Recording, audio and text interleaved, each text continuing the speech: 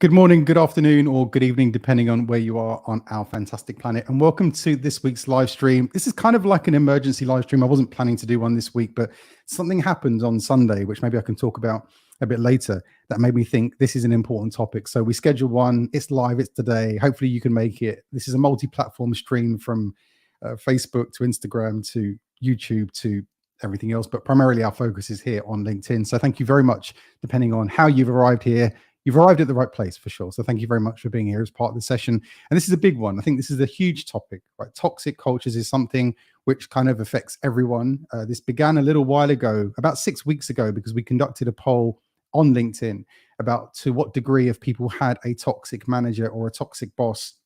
Usually when we run a poll on LinkedIn, they're quite balanced in terms of the responses, but this one was very polarized. I'm going to share the result of that poll in a moment. But if you've never been to one of these streams, my name's Wayne Clark. I'm the very lucky front man of the World Class Manager team. We work all around the world with lots of different companies and governments, primarily focused on growth. And the way that we do that is through building the capability of managers en masse. So we've worked now with about 1,000 different organizations in more than 38 countries now at last count around the world. And if you follow us on LinkedIn or connected to myself or the rest of the team, you'll see that we're probably on the move quite a lot.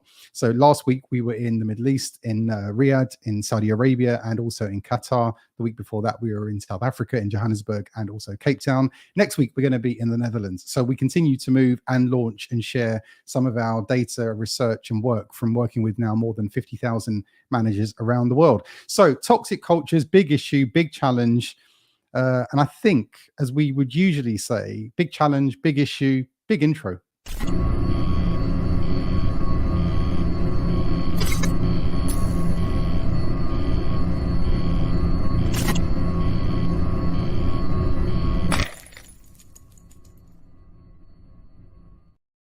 That's a special one. As we say, each week we try and make these intros bigger, flashier, better. And as well, our focus, our intent, our commitment is to try and bring you the latest, freshest insights and best practice that we can from our work now with thousands and thousands and thousands of managers all around the world. So toxic cultures, toxic managers, toxic bosses, huge area. Where do we begin? What do we focus on? Obviously, we're all limited on time as we are on this live stream. My day job is not live streaming. I'm a busy guy too, just like you. So I wanted to try and shrink wrap in a way 3 specific things which I think are important to focus on. Again, with the power of some very flashy titling, we're going to share with you the 3 titles and the 3 things we're going to focus on as part of this session, and then we will get into it.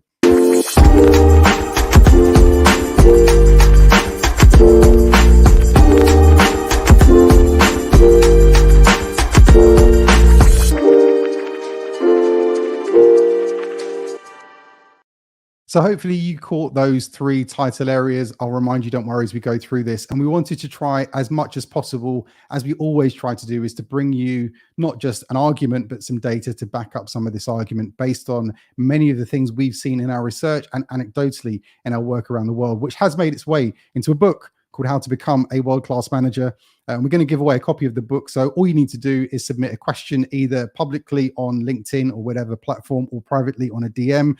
Ashley from our team is also live on the line, so she can pick up any of those questions that you're happy to share publicly, and we can share that. Let's make this as interactive as possible. And we're going to give away a copy of the book. Not this book, because this morning when I looked at it, I realized it actually belongs to a man called Daniel Casimir, a very good friend of mine, who I've not seen in a year since we produced the book. So this copy is for you, Daniel, and we need to get that copy to him. So, as we said, toxic cultures, big issue, big challenge. There are 3 things we wanted to focus on for this session. And before we do that, I wanted to share with you a little bit of data. So, a number of weeks ago, we conducted a poll here live on LinkedIn, asking a question, which is, lots of talk about toxicity at work. How many of us have actually had or endured a toxic boss or manager? Usually, as I said, they're quite balanced, many of the LinkedIn polls, but this one, yes, unfortunately, 91% of people responded. 91% of us have said, yes, unfortunately, we have had a toxic boss. The lucky few, 9% of people have not had a toxic manager or a toxic boss at work. And as I said, when we looked at this number, for me, it was like, what the hell? I mean, this is such a pronounced number that we wanted to do a bit more investigation to looking into this. And as I said to you, there are 3 things I wanted to bring you as part of this session that we can get into. So let's crack on, because time is short as always. So the first thing that we want to look at In terms of like how to fix this, we all agree that toxic workplaces are a thing. We all agree that we've had toxic managers, toxic bosses. If you cast your mind back in terms of your experience over the last, God knows how many years in our careers, and some longer than others, of course, I've got gray hair. But if you think about your experience over the years and think about all the bosses, all the managers you've bumped into along that journey, I'm sure you've been fortunate enough to bump into a few that have been exceptional, wonderful, world class, as we would say. And I'm sure you've bumped into a few that you don't mind not bumping into again, right? So when we look at this, there's a whole range of emotion that this evokes for us when we think about a toxic workplace, toxic boss, toxic manager. And what we're focused on here is to try and find three very specific, simple things. In essence, they're simple. In practice, they require quite a lot of effort, but we'll talk about that. But three things that any organization can do, large or small, global or local, doesn't seem to matter. Here are three things that we found, which we think would make a massive impact. And our focus, of course, is how to fix it. We all agree it's a problem. Yes. The focus, though, is how do we fix, or how do we even begin to fix some of these issues? The first thing I wanted to talk about is what we call being on the same page. Now, the question or the statement that I would argue here is really important, is we want to try and get and keep as many people as possible on the same page. What we mean by this is usually what happens in organizations in our experience is there's a tremendous amount of misalignment of expectations, which causes people to start to act in weird ways because we're all under pressure. It's not usually the case that, people go out of their way to be toxic managers and toxic bosses. They don't wake up and think, today's a great day for some toxicity at work. I'm looking forward to being the most toxic I can and hacking everyone off. This is usually not the case. I think that might be, I don't even know what percentage of human beings that would be, but I'm sure it's unbelievably small. Most people don't begin like that. Organizations don't try and create a company, of course, that could become toxic one day. It's never an ambition. I've never seen it in a goal. I've never seen an organizational vision that says within 3 years, we're going to be the most toxic in our sector, right? Some people manage to achieve that, but it never sets out as a stated goal, of course, right? So the challenge is that we don't set out to become this way, but often things happen. And what is it that happens? This is what we're more interested in, I guess, investigating a bit further. One of the big things in our experience is the misalignment of expectations and the fact that many people are not on the same page. So true story, big supermarket chain that I got to go and spend a little bit of time with the chief executive and the leadership team. We sit down to talk about the growth numbers for next year, and they were, market growth plus whatever percent that they believed that they could achieve. We sat there there was probably, I don't know, maybe 8 or 9 people on the leadership team, executive leadership team. And we sat and we discussed, and it was fascinating to me as an outsider. I've not spent my life in supermarket chains, but as an outsider, I got to learn quite a lot about their focus, their ambition, their intent. And it was clean and it was pure. All it was market growth plus a few percent, because of course we need to satisfy the shareholders and other key stakeholders. Then what happens is we watch the cascade happen, that magical cascade that we think happens, which of course never does actually happen. There is no cascade fairy, and information does not get cascaded through an organization because no one is there to cascade it. Of course, internal comms will do our job. HR will do our job, as we can probably do to the best of our abilities, but getting that information into the hearts and minds of people is, of course, not the job of internal comms. It's not the job of the HR department. It's probably the job of the CEO, and it's definitely the job of the managers in the connection to the CEO.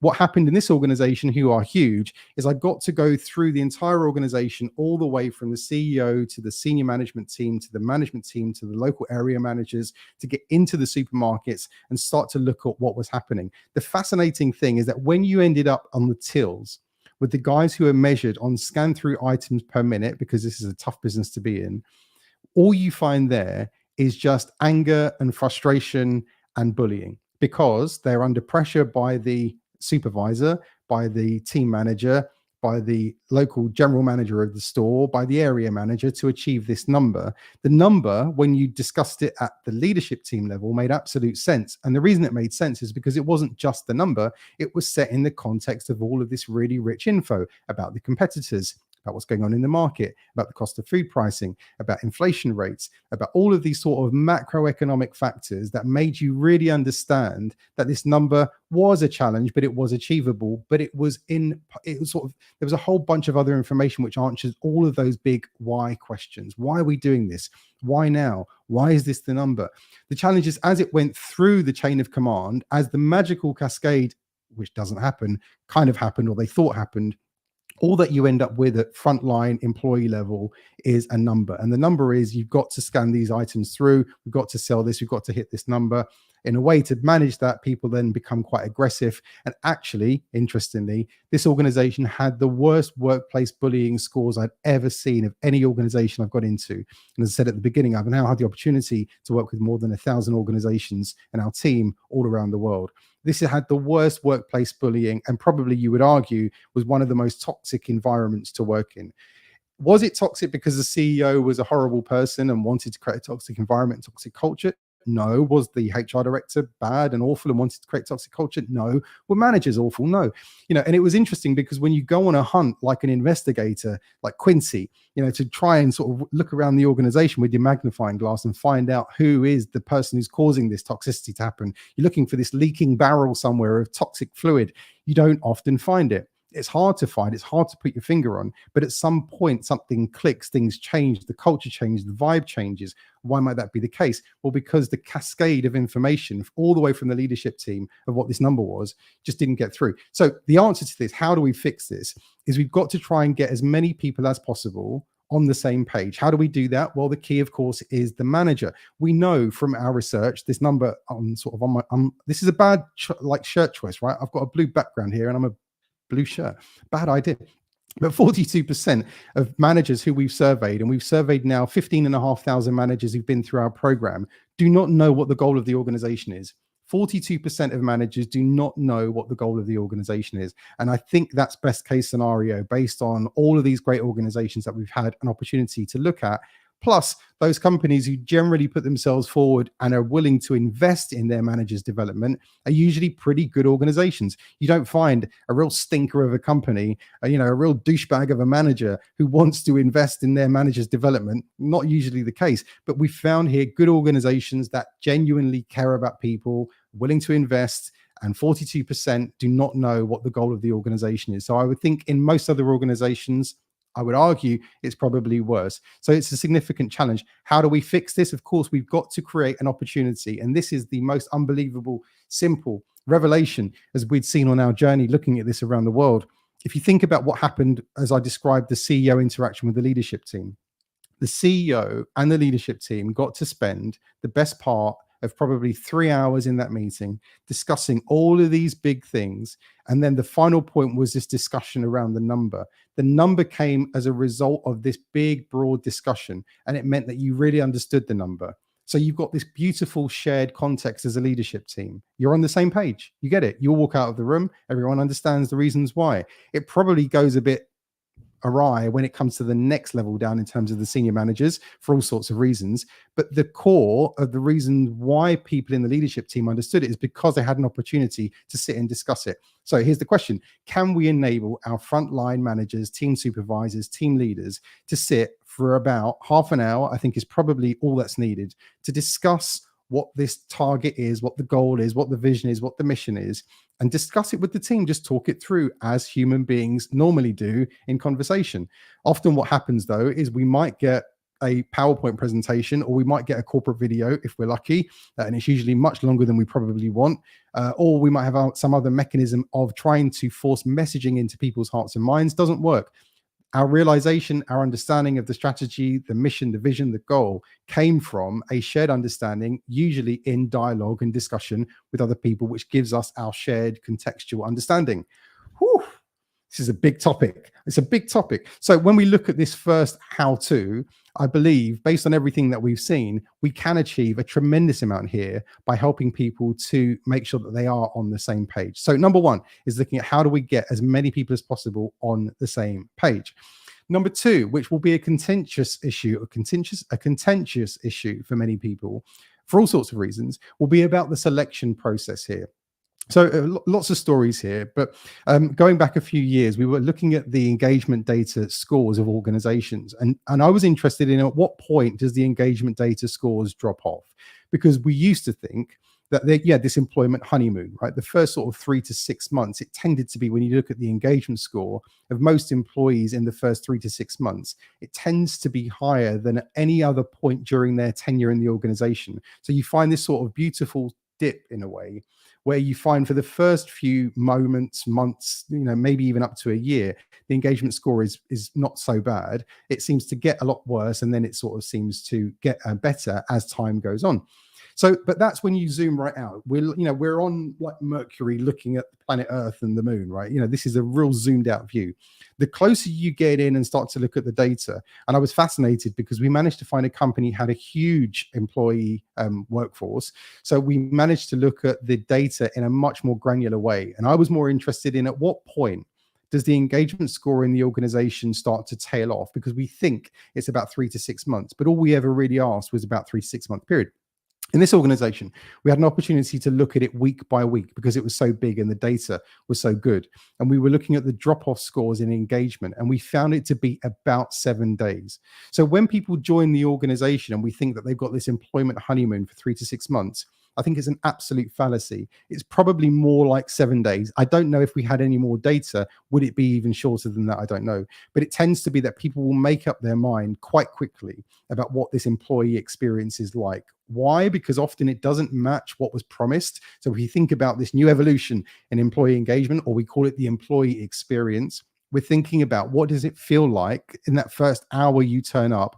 You were promised a lot, usually by the website promises a bunch. It could be the recruitment firm that was involved promised you a lot. It could be the hiring manager in the organization also promised you a lot. Remember, we're all on our best game trying to show the organization in its best light. And often the experience on day one might not match up to that. And what we'd found is in the first 7 days is really when the engagement scores started to drop off. And at that point, people started to make their mind up of actually, I don't really want to stay here anymore. And we found this in organizations. So that's one way. That's just looking at bringing people into the organization.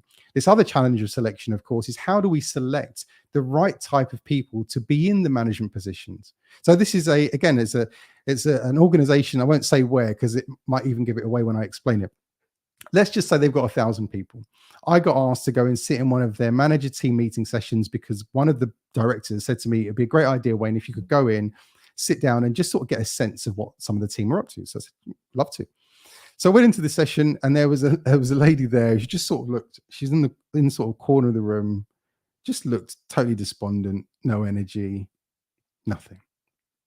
So I was interested and I said to her, how did you become a manager here? I was trying to find the right words. How did you become a manager? And she said, well, I was offered a promotion on Friday and I thought I'll take it. And then they promoted me. And then on Monday, I was a manager. I said, oh, wow. And what happened between Friday to Monday in terms of the preparation that you got? And, oh, nothing really. And that was it. Low energy. Afterwards, I asked the manager, the director actually, I said, just out of interest, what's the deal? And she said to me, well, we've got some real challenges with some low energy managers. It's one of the cultural issues we're looking at.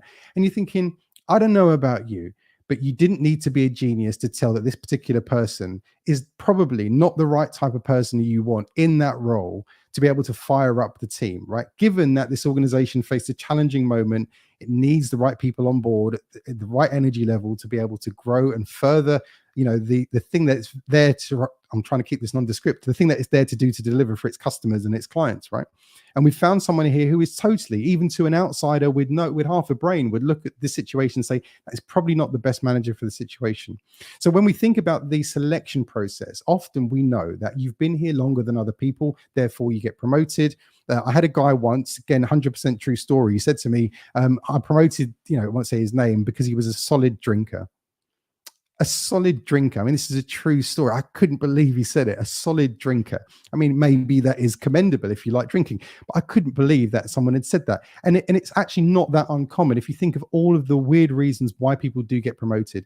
So the selection process of who do we select to be in these key roles? And the key role, of course, is being a manager, which is a frontline leadership role. When I began at Deloitte, or Arthur Andersen as it was many, many moons ago, as a new graduate, we used to look at the managers as one day. If we keep our noses clean and we work our socks off, in about 5 to sort of 7 years' time, we could be considered for these management positions. And actually, you wanted to get to the position of a manager for all sorts of reasons in the organization. The role of the manager was also celebrated. And I think this is something also quite interesting to think about in your culture.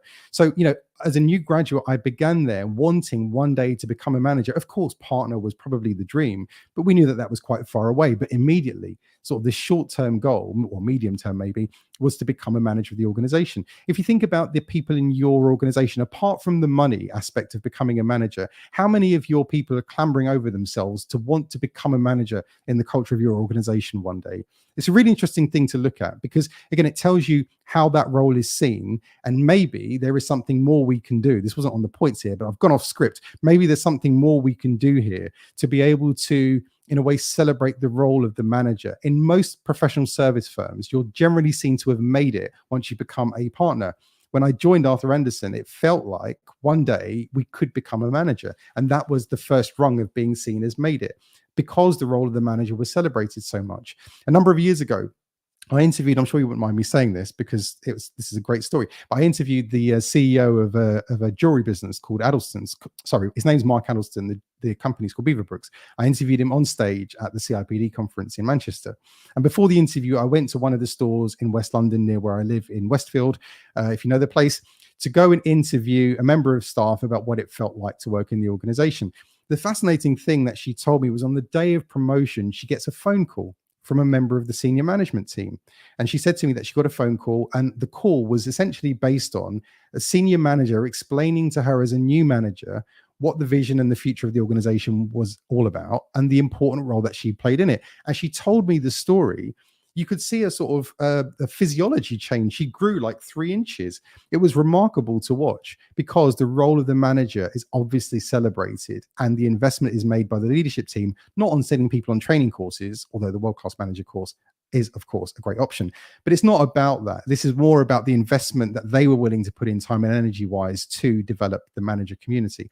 So again, when we look at the selection process, how do we select people who come from outside the organization and especially into these key management roles? Because as a manager, you absolutely do own the culture, and you probably, as we know, have a disproportionate impact on what the culture feels like in the organization. As we all say, we don't leave organizations, we tend to leave managers. Partly true, and the reasons why, though, we leave the manager is for all sorts of other intricate reasons. So again, nice headline, but really when you dig into the detail, as we've done on previous live streams and as we will do in future live streams, we start to find out quite a lot of more intricate detail, which brings this to life a little bit more. But the selection process is absolutely something that we should be focused on, we should be looking at. So again, I'd love to get your thoughts on this, because when it comes to this, if you were to look at doing something quite drastic, and we went into a large multinational financial services company, right, to talk with them about this challenge. They were recruiting thousands and actually tens of thousands of people every year. And one of the interesting things we were looking at was they were losing a lot of people within the first 90 days. So, you know, like the engagement stuff I talked about earlier, we knew that the engagement drop-off was quite significant. What we didn't understand was the reasons why. And then what we'd found out is this organization had outsourced their recruitment to a huge international recruiter, which I totally understand, of course, because how can you resource tens of thousands of people on a regular basis? You can't often do that internally. So I totally understand that. Then we went and spoke to the organization who handled that contract to find and source thousands and thousands of people every single year. And this was interesting because as far as they were concerned, they were delivering on the brief and to the contract. They absolutely were. There was no dispute with that. But what was falling through the gaps was these small, intricate employee experience moments, these tiny noticeable touches, these important and valuable moments of truth that weren't really being picked up by anyone. You ask the organization who's responsible and they say them guys. You ask the contractor who's responsible, they say them guys. And really no one gets to fix the issue. As far as I'm concerned, in the middle, I experienced something that didn't match up to this wonderful, fantastic global brand. And you know what? I'm out because my skills and experience are really valuable and I'd rather take them somewhere else because this place feels a bit toxic to me based on what I've seen so far. So this is a huge issue, selection process, big challenge, big issue. Again, number 2 that we focus on as the how to fix some of this stuff. Final one, number 3, is looking at what we call the reviews, the regular review process that might be in place. And here's a question to ask. You may think that actually this works really well, in which case, congratulations. I'd love to know how you've done this because all organizations struggle with this.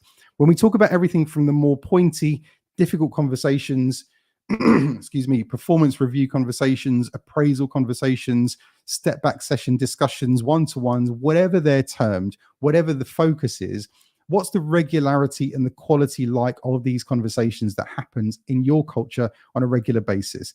I think based on everything that I've seen, this is one of the, what we would call the, what do they call it? It's like a short interval control. I can't remember the terminology for it. It's like Six Sigma. But this is one of the things where you can sort of, in a way, fix things quite quickly on a regular basis by resetting the quality and the regularity of the conversation between people, managers, and their teams. And again, investigate this in your organization. What does it look like? And the reason why we raise this as such an issue is because most of the leadership team members, if I talk to a chief people officer or a chief financial officer or a chief marketing officer or a chief information officer, lots of officers. But if we talk to one of those senior people in an organization and ask them in reality, what was the quality of your one-to-one like with the CEO, right, on a regular basis? Most senior leaders, most exec level members of an organization will tell me, they'll kind of smirk. It doesn't happen that well that often. There are, of course, exceptions, but the rigor of those really good detailed conversations at that level aren't always there. And often the more junior you go in the organization, the more sporadic in terms of the quality and the frequency these conversations become. So it would be an interesting test for you to pick a number of your frontline employees at random and find out from them, what was the quality like of your last one-to-one? And don't accept when they say good. Find out what good actually meant. Get them to explain what happens in the conversation and really get into it. One of the organizations we also worked with a couple of years ago was a law firm. And this was interesting because this law firm was selecting some of the best people you can get your hands on, right? They go to the top universities.